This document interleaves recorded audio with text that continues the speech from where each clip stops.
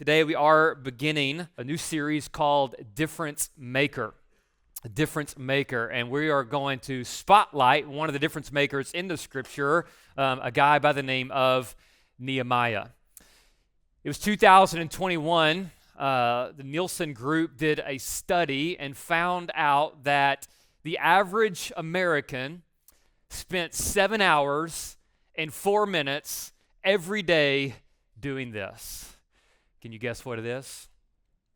Not sleeping, not 7 hours and 4 minutes every day, getting your beauty rest. Not 7 hours and 4 minutes every day, hard at work. But 7 hours and 4 minutes every day watching. Watching TV, watching the news, watching sports, watching your phone, watching the computer screen, watching some sort of device. 7 hours, that's about a third of our day spent, invested of our lives, watching. Right now, I think the stat is there's about 500 hours of content that is created and uploaded to YouTube. 500 hours every minute. There's about 5 billion people that watch some sort of YouTube video every single day. We are being pulled towards watching. We live in a culture now who watches. In fact, you often see that when there's some major crime, before jumping in to help, people will pull out their cell phones and watch. Go into any restaurant where families or couples are sitting down together, and you'll find that we are losing the art of a conversation, and we are watching our screens and our devices. 7 hours, 4 minutes every day. I know what you're thinking, Andy, that was 2021. Times have changed. You're right. The good news is that number is decreasing, okay? In 2023, it trended down to 7 hours and 3 minutes every day. All right? I just wonder how we're all spending that extra minute, okay? There's this gravitational pull in our culture to watch.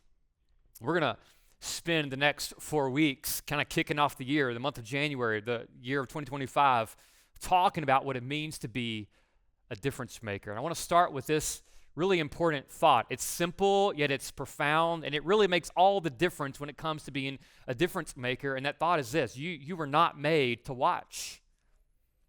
You were not created to be a watcher. In fact, there's something dissatisfying about watching, right? How many of you have watched an episode of your favorite TV show, right? And you're all excited about it, and then you watch it, and what happens when you get to the end?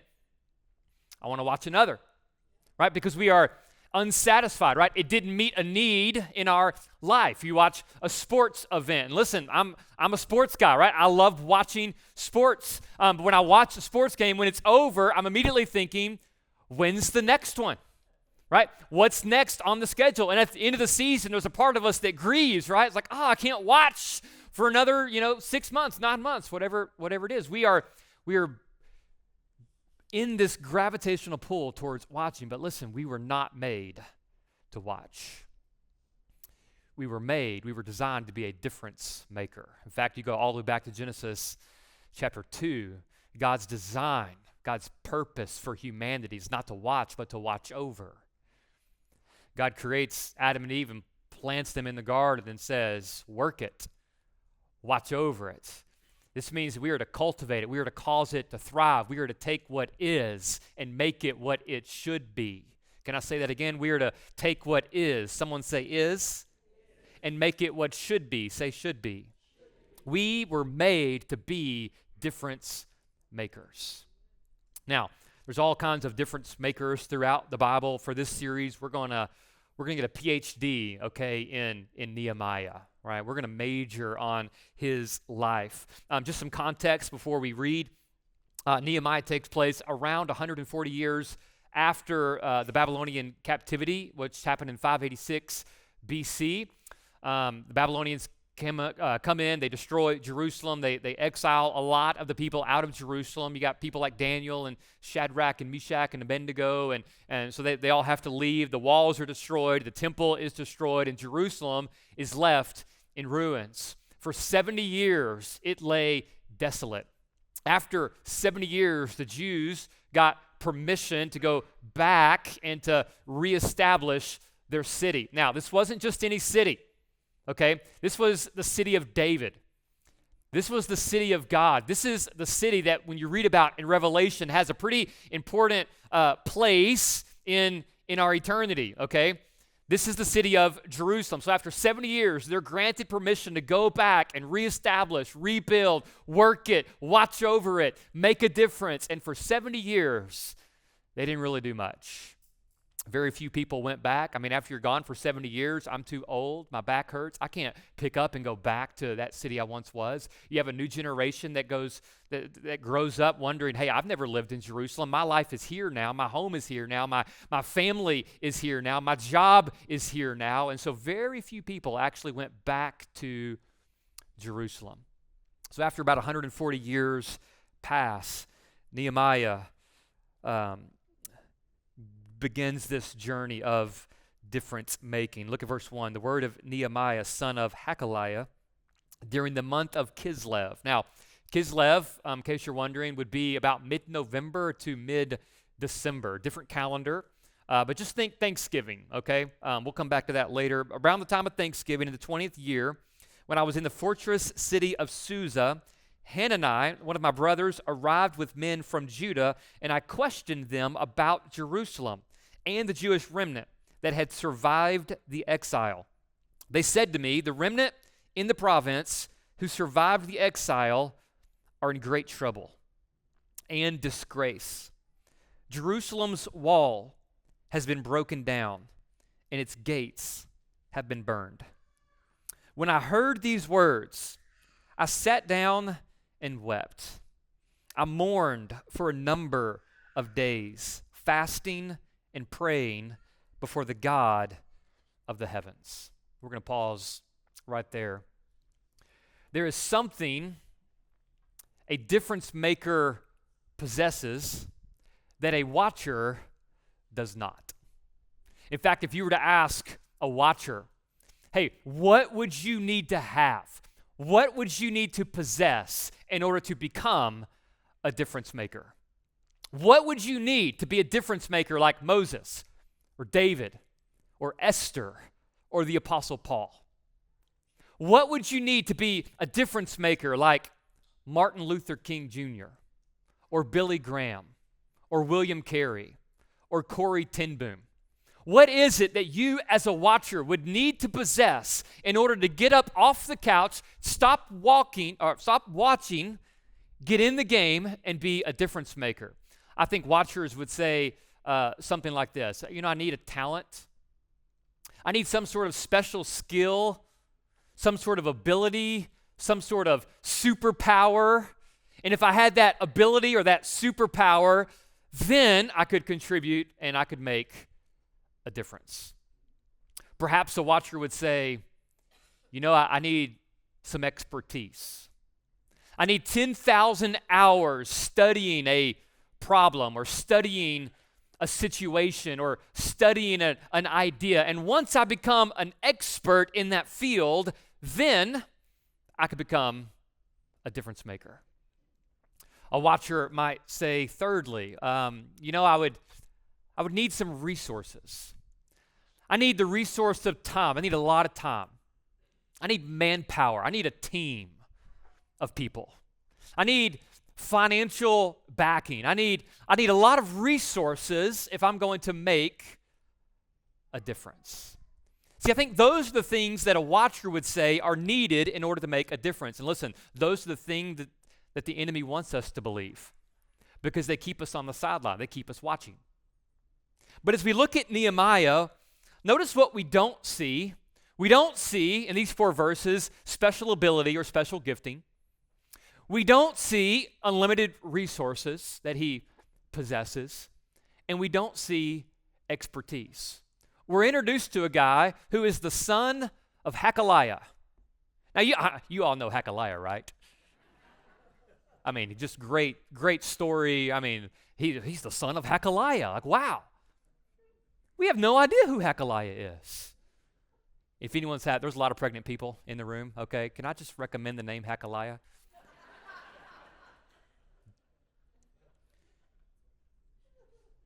He has no expertise, but he does have something.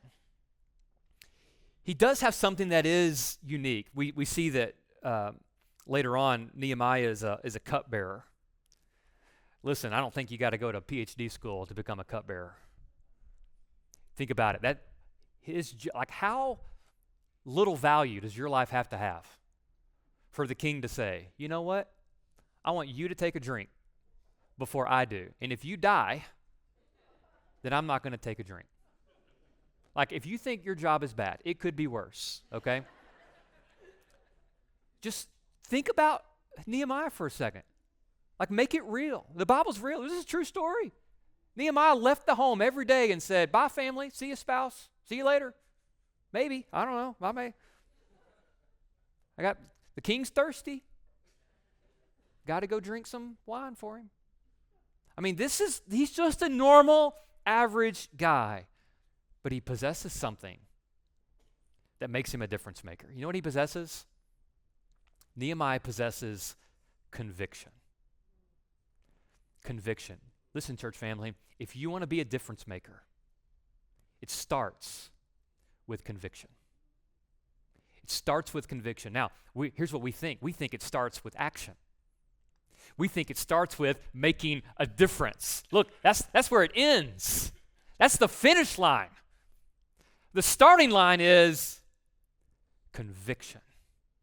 Nehemiah was a man of conviction. And we're going to see that kind of unfold throughout the story. But first, let me kind of define conviction. Conviction is just a fancy word that means to be convinced. In court, if you are convicted, that means the judge or the jury are convinced you did it. You are convicted. In conscience or in character, you might have a conviction about a particular belief. And what that means is you are convinced that this is the way it ought to be. That is a conviction. But it's not just being convinced in our mind. True conviction has two components. Turn to your neighbor and say two components. It has two components. It has a feeling component, that's the heart, and it has a doing component, that's the hands. If you don't have both components, you don't have conviction. If you just have heart and you say, man, I really feel bad about people who are lost, but you don't ever share the gospel, that's not conviction. If you're constantly sharing the gospel, right, and you're shouting at people, but you don't have a heart that actually cares to build a relationship with people, that's not conviction. That's superficial. And so listen, to be truly a convicted person, a person of conviction, it requires both our heart and our hands, both a feeling component and a doing component. So for our purposes today, I want to give you a definition of conviction. Conviction is this: it is a deep sense that what should be is not, combined with the desperate action to make what should be what is. There's a lot there. We're going to sit on it for a little bit. But conviction, it's a deep sense, right? That's the feeling. That's the heart part. Heart about what? What do we care for? Well, it's a deep sense that there's something that should be, but it's not. But it's also combined with desperate action. In other words, you do something to take what should be and make it what is. Look, show me any difference maker in the Bible, and I'll show you a person who started with conviction. A deep sense that what should be is not, combined with desperate action to make what should be what is. Take Moses, for example. Moses was a difference maker. Do you agree? Yeah, made a big difference. Moses, at 80 years old, after 40 years in the wilderness shepherding sheep, has this burning bush experience where God is doing something in his heart. Moses has a deep sense that what should be is not. Here's what should be for Israel. They should be living in the promised land. But here was the reality. They weren't. What should be was not. They were living as slaves in Egypt. So what did Moses do? He took desperate action. When God gave him the green light, he tried to take action on his own, but it was prior to God giving the green light. Once God gave the green light, Moses took desperate action, and he went to Pharaoh on behalf of God and said, hey, let my people go. Deep sense, desperate action, because what should be was not. Take David, for example. David was a difference maker. Do you agree? He was a difference maker. In fact, he shows up with sack lunches one day for his brothers because they're supposed to be in battle, and he shows up, and everyone is sitting there, and guess what they're doing? Watching. They're watching. They're watching the Philistine army on the other side of the ravine. They're watching as Goliath comes down and taunts the armies of the living God, and they sat there frozen in fear watching. And then David shows up, and he has a deep sense that what should be is not. We should be at battle, but we're not. And so what does he do? He takes desperate action. His desperate action is he picks up 5 smooth stones, and he starts heading towards the giant. Why? Because he's got a God who's bigger on his backside. That's conviction. Show me any difference maker in the Bible. Show me any difference maker in history, and I'll show you a person who started with conviction. Listen, a person of conviction does 3 things. We're going to work through these through Nehemiah chapter 1. First thing is this, if you're taking notes, a person of conviction grieves the gap. A person of conviction grieves the gap. Now, what do I mean by the gap? I wanted to explain it. In fact, Stephen came up to me before the service today, and he said, hey, we're doing the notes, and I know you're going to talk about the gap, and can you just tell people what is the gap? Maybe you're wondering, what is the gap? Here's the gap. The gap is the distance between what should be and what is. That's all the gap is. So as we're going to talk about this gap here throughout the remainder of the service, just think about that. It's the distance between what should be, what ought to be, but isn't. That's the gap. Notice how Nehemiah grieves the gap. Verse 4, when I heard these words, what words did he hear? Well, he heard the words about the state of Jerusalem. He got the state of the Jerusalem address, and here it is. The people are in great trouble. The people are in disgrace. The walls have been broken down, and the gates have been burned. This was bad news. This is not a good report. And so what is the first thing Nehemiah does? He grieves. He says, I sat down and wept. I mourned. Not for a few minutes, not for a few hours. He didn't mourn for the night. He mourned for days. Nehemiah entered into a season of fasting and prayer because of the condition of Jerusalem. What should be was not. And so he grieved. He mourned. Can I tell you something, church? It's okay to grieve. We don't like grieving, do we? Grieving's not fun. Nobody enjoys grieving, but it's okay to grieve. I heard one counselor tell a story. He said, I noticed I had a lot of clients coming in saying, hey, I'm struggling with depression. And I would ask them, okay, what's going on? And they would tell me something like, my father passed away a few weeks ago. Or I'm going through a divorce. And he would say, wait a second, you're not depressed, you're sad. You're grieving. But we live in a culture, right? We don't like to grieve. We don't grieve reading the Bible, right? You knew who was grieving, right? They would rip their clothes, they would put on, sackcloth and ashes and all those kind of things. Like, you knew who was going through a grieving process. Today, you don't know. You can walk up to somebody, hey, how you doing? I'm fine. We're trying to do away with the grief. We're trying to medicate the grief. I'm talking about with medicine. I'm talking about with watching, with entertainment, with going, with doing, with being busy, and we kind of skip over this grieving process. Listen, it's okay to grieve. It's not okay to stay in grief, but it is okay to grieve. God does something in our grief. God is igniting a fire in us when we grieve. There is a beauty that comes out of grief. And so we see this difference maker full of conviction. He grieves and he mourns for a number of days. A person of conviction grieves the gap. To make it a little bit more applicable, I think about the Choate family. Aaron Choate and his family heard that in the Solomon Islands, a very remote village, I'm talking you got to take an airplane, overseas. Then you got to take a puddle jumper, onto this island. Then you got to take a boat, to get to the Solomon Islands. They heard that the Solomon Islands, the people there of the Slovakian language, didn't have the Bible in their language. And so what did they do? They grieved. Man, can you imagine growing up not having the life-giving word of God in your own language? And that grief, that deep sense of what should be is not turned into desperate action. They said, hey, we've got to do something. We got to make what could be what is.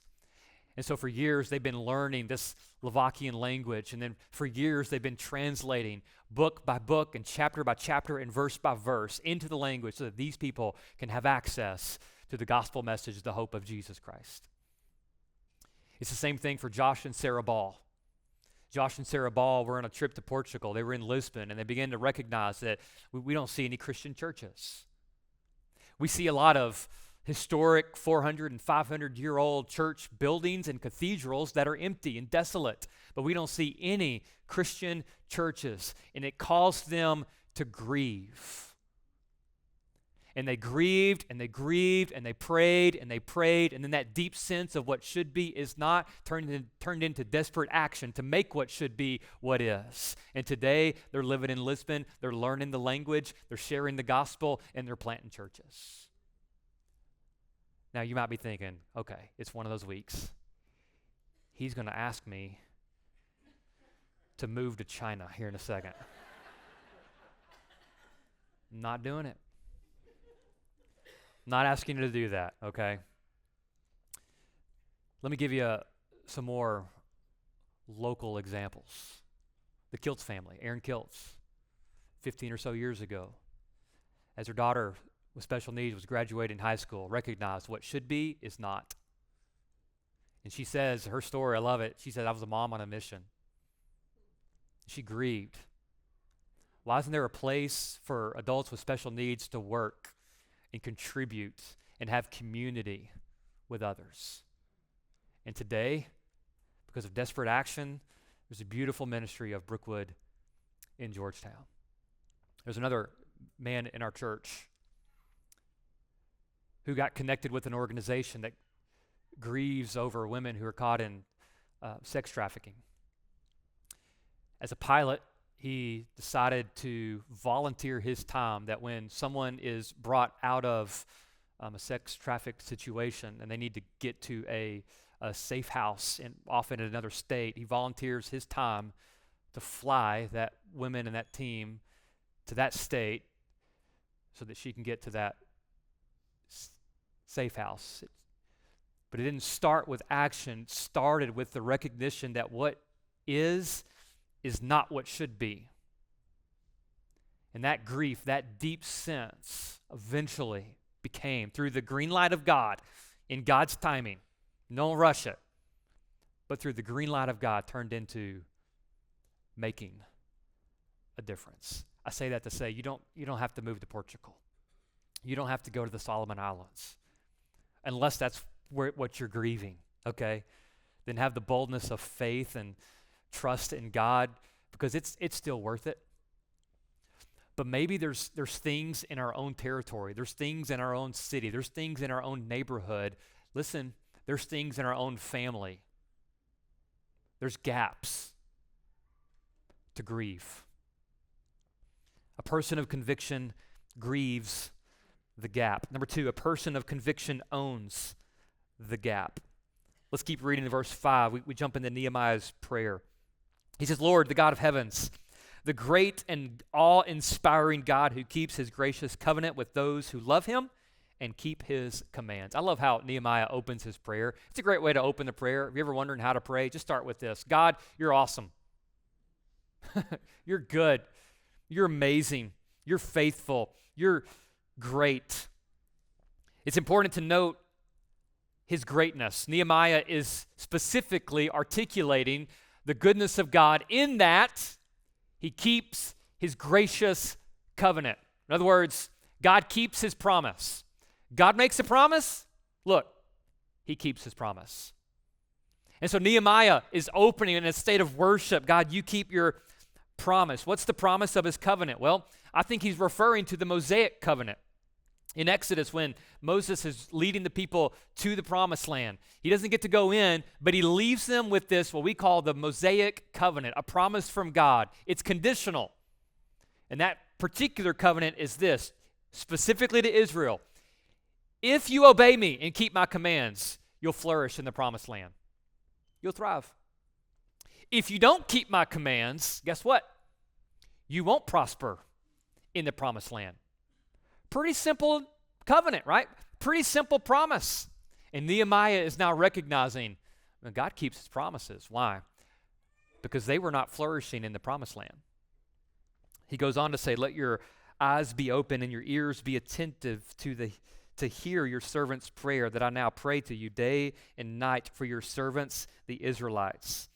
I confess the sins we have committed against you. Notice the we. I confess the sins we have committed against you, both I and my father's family. He goes from a corporate confession to a personal confession. Both I and my father's family have sinned.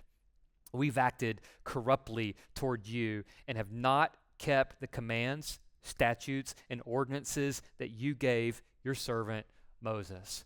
You see what Nehemiah just did? It's fascinating to me. He just owns the gap.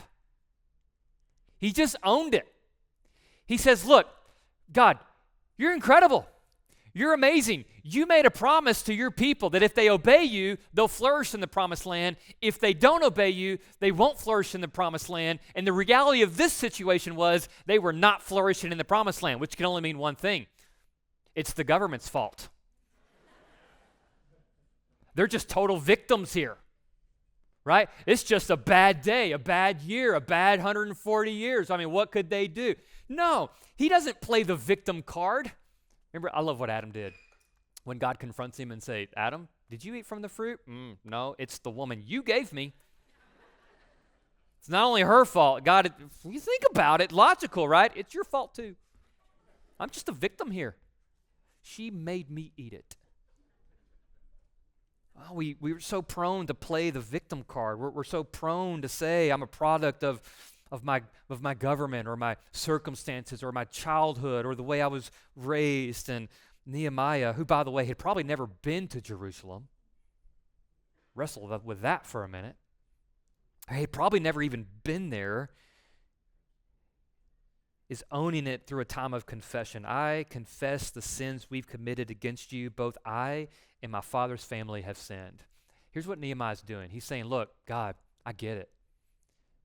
Jerusalem's in a bad spot, and I'm responsible. This is my doing. I have contributed to this. You keep your word. You keep your word. And what we are seeing is the fruit of what we have planted.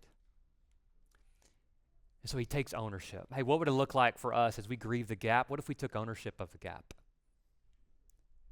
If there's a gap in our family of what should be, but it's not, what if instead of saying, you know what, it's his fault, it's her fault, it's my kid's fault, it's my parents' fault? What if we said, man, I'm responsible. I'm responsible here. What if in our neighborhoods, what if in our community, what if in our places of work, we didn't play the victim card and say, well, it's my boss's fault. If I just had better coworkers, if I had a better team, if my employees would just get their act together, what if we took the ownership and we owned the gap? Listen, a person of conviction doesn't just grieve the gap, but the person of conviction owns the gap. We cannot be a difference maker if we don't own the gap. We can't be a difference maker if we think, well, it's somebody else's problem, it's somebody else's responsibility. I hope somebody else will step into the gap. Listen, somebody else doesn't exist. They don't exist. We have to own the gap. Amen. There's a third thing that a person of conviction doesn't just grieve the gap, person of conviction doesn't just own the gap. Number 3, a person of conviction steps into the gap. Look down at verse 11 toward the end of Nehemiah's prayer. He says, "Please, Lord, let your ear be attentive to the prayer of your servant and that of your servants who delight to revere your name. Give your servant success today and grant him compassion in the presence of this man." What's this man? It's the king. In fact, some of your versions might even specifically say the king. At the time, I was the king's cupbearer. Now, Nehemiah is writing this post, after the fact, reminiscing at that time, on that day, here was my place. My place was the cupbearer. Can I tell you something about your place? All of us have a place right here, right now. God has us in a place, but your place has a purpose. We're always we so desire to get out of our place to the next place instead of recognizing that maybe God has us in our place for a particular purpose.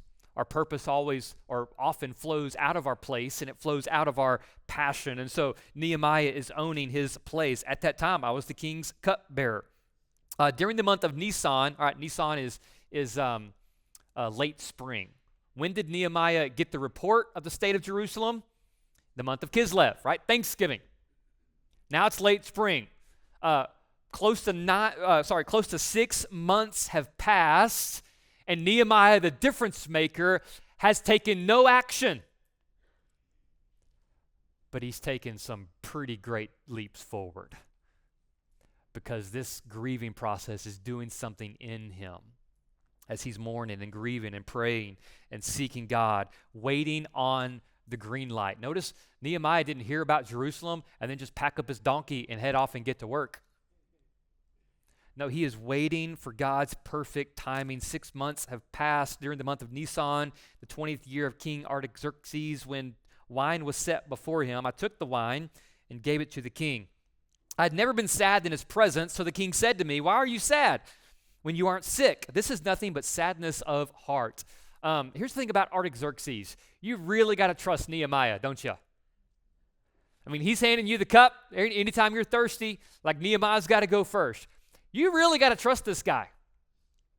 So it's not like Nehemiah's just a throwaway. He trusts Nehemiah, that Nehemiah has his best interest at heart. But on this day, he notices something different about Nehemiah. Hey, you're something's off.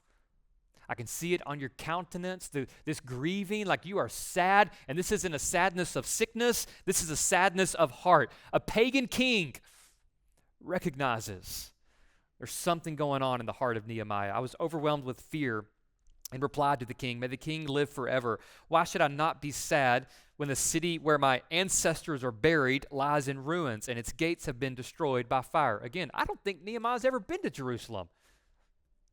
But yet he's grieving over it as if it's his hometown. Then the king asked me, "What's your request?" So I prayed to the God of the heavens. So before he answers the king, he's praying. Maybe he's praying in his mind. Maybe he's praying in his spirit. He's asking, "God, is this the time? Is this the day? I've been mourning over this. I've been fasting. I've been praying. I've been waiting. You've been doing something in me. You've been stirring up a fire in my belly, in my bones." And now the king is saying, "What do you want? God, is this the time?" And God finally gave him the green light. This is the time. So he answered the king, "If it pleases the king, and if your servant has found favor with you, send me to Judah and to the city where my ancestors are buried, so that I may rebuild it." A person of conviction steps into the gap. Nehemiah is not just grieving the gap. He's not just a man of sorrow going, "Oh well, wish things could be better." He's not a man who just owns it and says, "Hey, it's my responsibility. I'm really sorry." But he's a guy of conviction that leads him to step into the gap. Notice what he tells the king, "Send me. Send me." You know what that reminds me of? It reminds me of the story of Isaiah when he's in the presence of the Lord. And the Lord asks this question, "Hey, who shall I send? Who's going to go for me?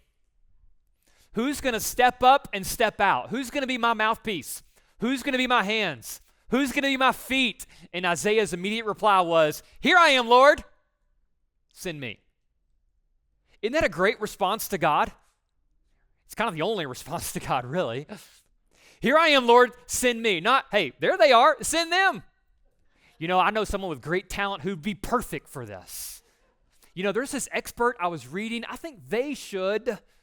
You know what? I know someone with a lot of money. I know someone with great resources, a great team, a lot of time on their hands. They should.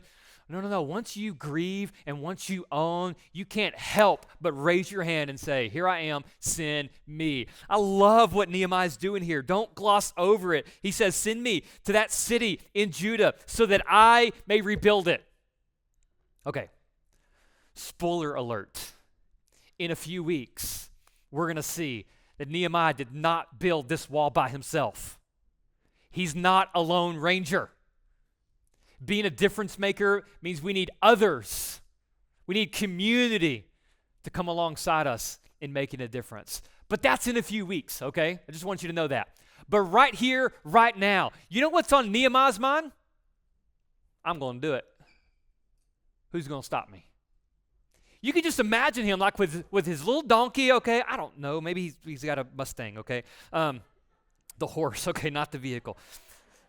Maybe he's loading up his horse, and he's got his little trowel, and he cashes in his 401k and kisses his wife goodbye, and he's got his shovel and a few bricks, and he's like, wait, where are you? Someone asked, where are you going? I'm going to rebuild the wall all around Jerusalem.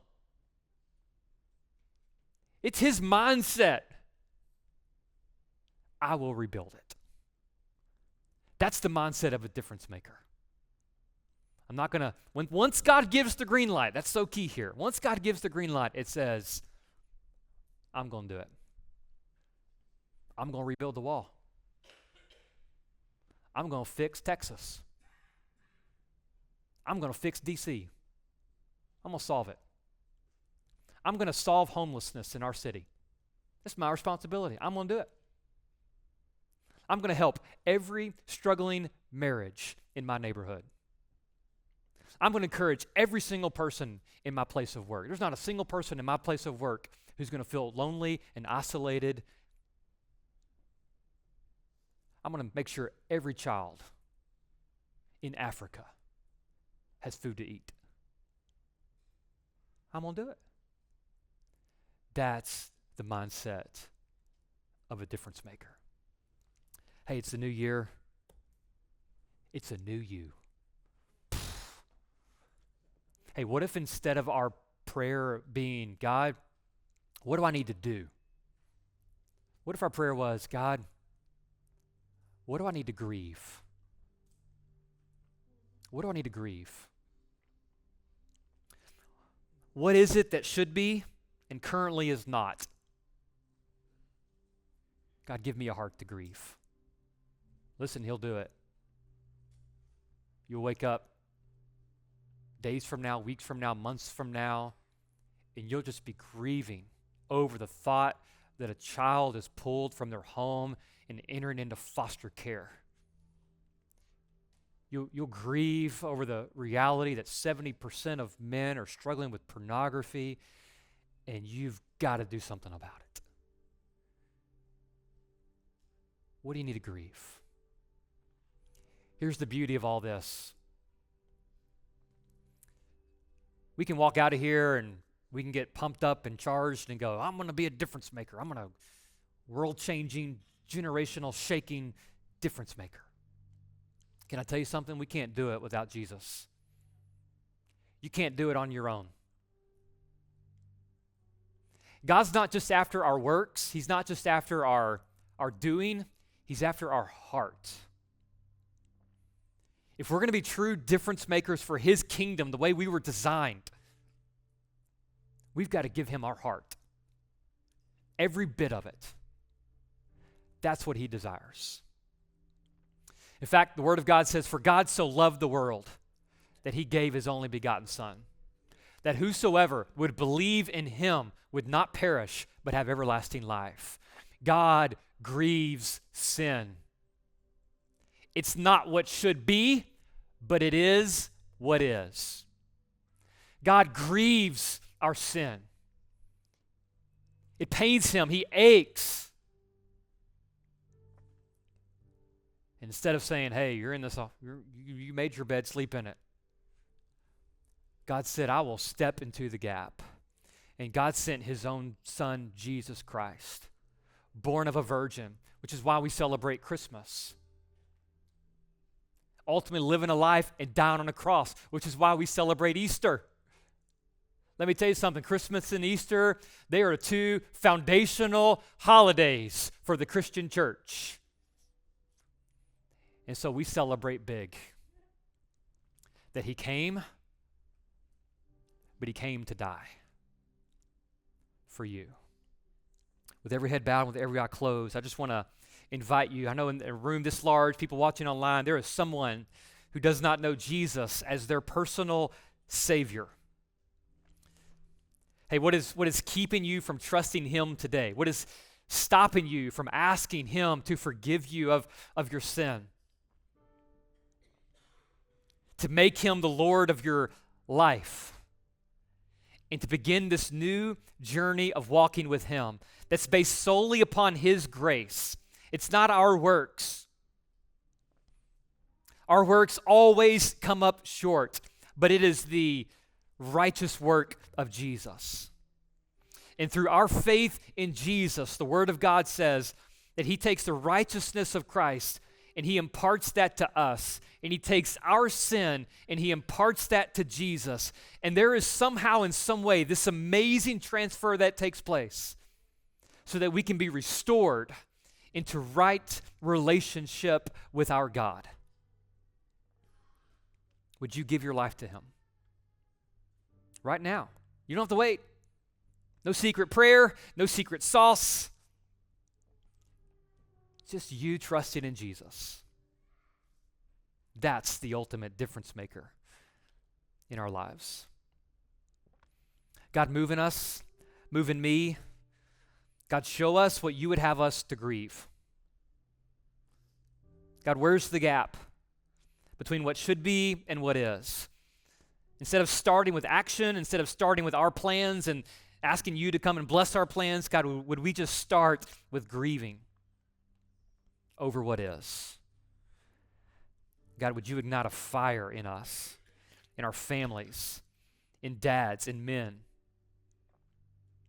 in moms, in women, in employees, employers, in neighbors. God, start a fire today in Jesus' name. And everyone said,